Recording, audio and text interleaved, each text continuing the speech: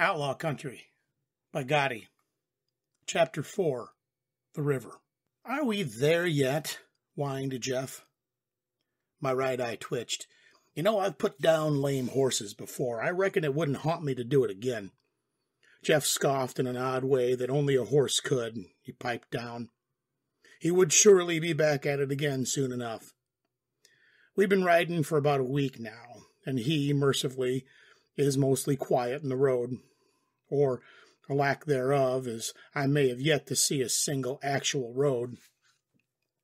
That was before we saw the smoke in the distance. And now he has spent the last hour talking my damn head off, worse than any overexcited foal that I had ever wrangled. Getting barn sour, I asked. Oh, come on, buckaroo. We're only an hour out from meeting other sentient beings. Do you want to live like a hermit for the rest of your life?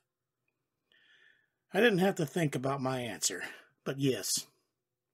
Jeff didn't really have a comeback for that. Honestly, he was a good horse. Best I'd ever had. Loudest, too.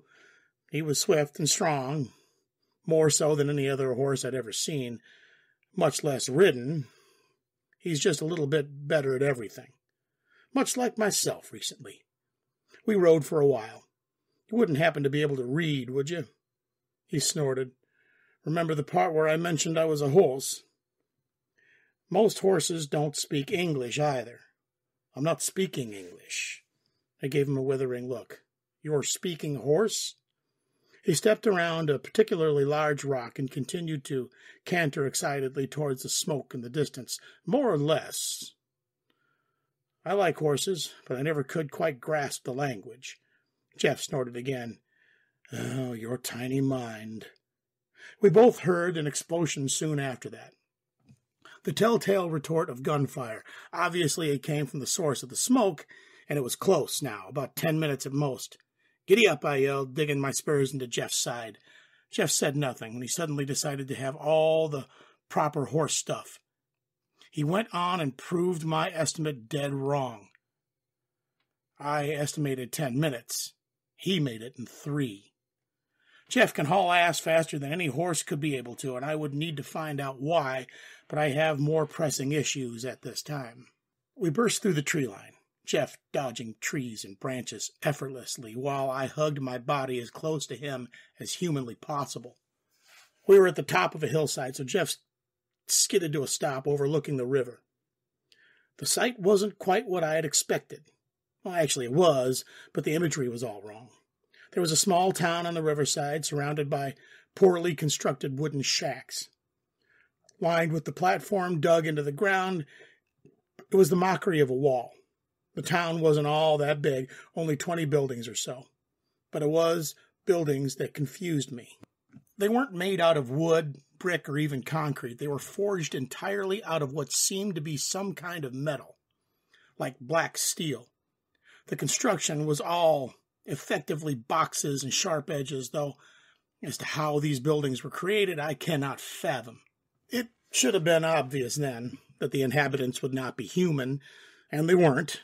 I could tell in an instant that the residents came from the same place as the insectoid monsters that I'd been dealing with. Although, if what I was currently seeing was any indicator, they haven't exactly domesticated those monsters. There are about 20 people manning the uneven wall, shooting down towards a swarm of encroaching monsters, and there were some with metal spears poking at the closer monsters, and some corpses on the ground, having been pulled from the wall. I say people, but they looked like they would happen if somebody fell in love and settled down and made beautiful families with an oversized cockroach. They looked like walking insects. And there was a lot of variation, though I reckon there was a lot of variation between humans too, so you can more or less file all the other appearances down as human with insect bits strapped on various uncomfortable places. Some had bug eyes, some had antennae. I even saw one with bowed legs like a frog. I could still understand their body language and expressions, though somehow even if they had mandibles or compounded eyes, I could. They were afraid and desperate. If I had to hazard a guess, I probably had something to do with the aforementioned swarm of encroaching monsters. It was mostly the same as the usual dog-like creatures, but with a few standouts in the crowd. Much like the people, there were too much variety for any all-encompassing description, but suffice it to say, they all had sharp protrusions and no mercy. The insect people had guns, and that was nice. They did not know how to use said guns, but they had the accuracy of a child shooting at his father's stolen revolver at skittering rats.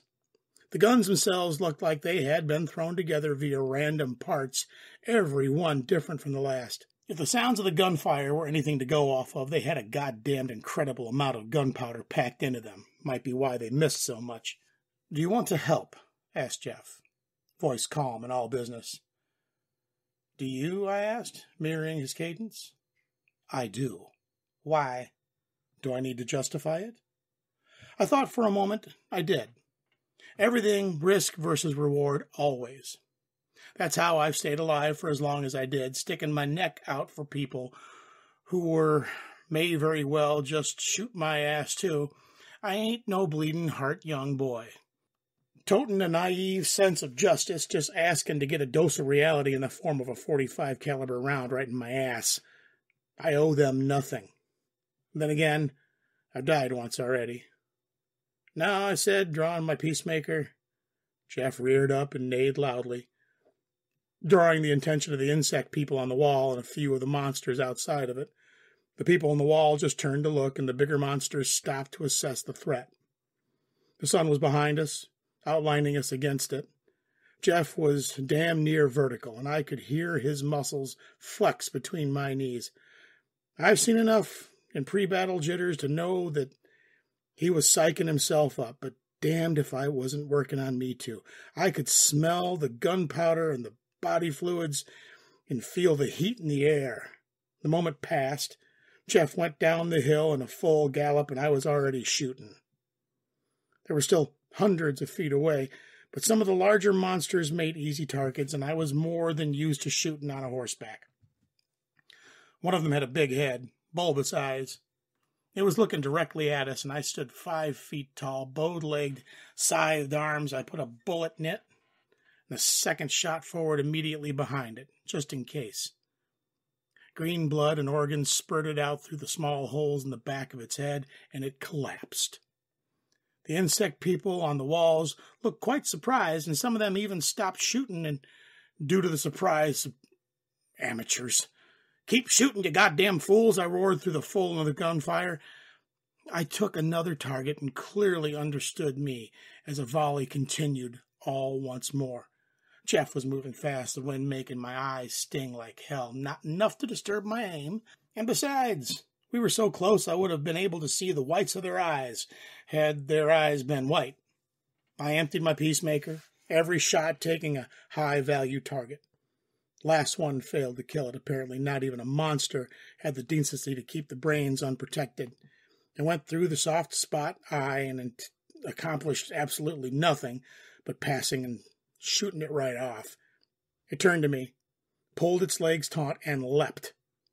Time slowed for me. Literally, it flew towards me, its legs curled behind, designed for the sole purpose of leaping. Its head split open, and 2 mandibles unfolded in an instant, sharp enough that I could feel the edge from here. It was aiming to cut me in half. I slid along the side of Jeff, drawing my shotgun in one smooth motion, and I was now hanging from the side saddle, with nothing but my knees in one hand. I held out my shotgun, and it sliced through the air where my torso would have been. Didn't even have time to recognize it. That it missed before I pulled both triggers, putting both shells directly into its open mouth. I decapitated it. The jaw portion was obliterated into wet chunks, and the rest of the body kept flying, momentum carrying it quite the distance. Jeff, unfortunately, chose that moment to make contact with a group of smaller monsters. I've seen horses trample smaller creatures before, but Jeff took it to the extreme. He simply went through the damn creatures as if they weren't there.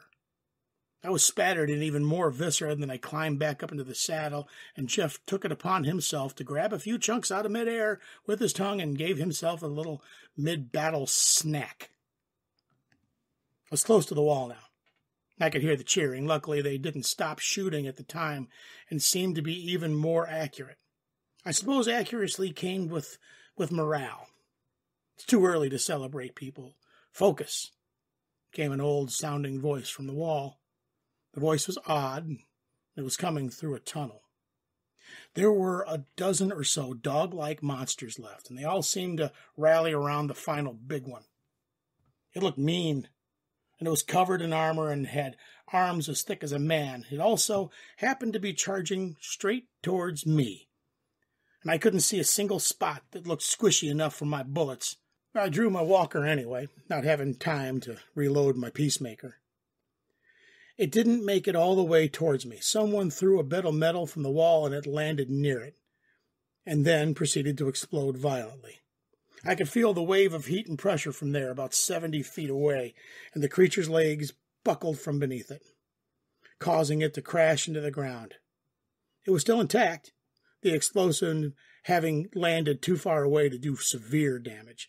The volley of gunfire intensified in the creature as it prosed, gunning the last of the dog-like creatures down. The bullets that hit the armored monster did nothing, simply plinking off its armor. It was halfway to its feet when another explosive came from the wall. I saw a glint of intelligence in its eye, and I knew it was going to be a problem.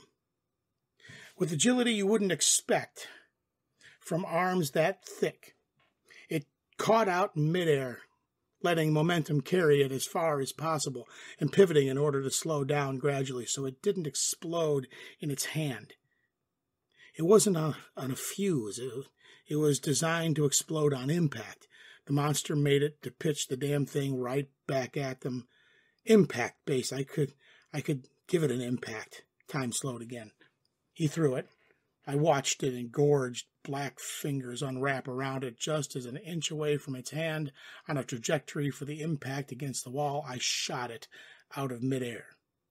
The impact set it off immediately, causing an explosion directly in the face, and its arm was torn right off, and its entire front half was cracked and cooked like a lobster. It fell to its knees and glared at me resentfully.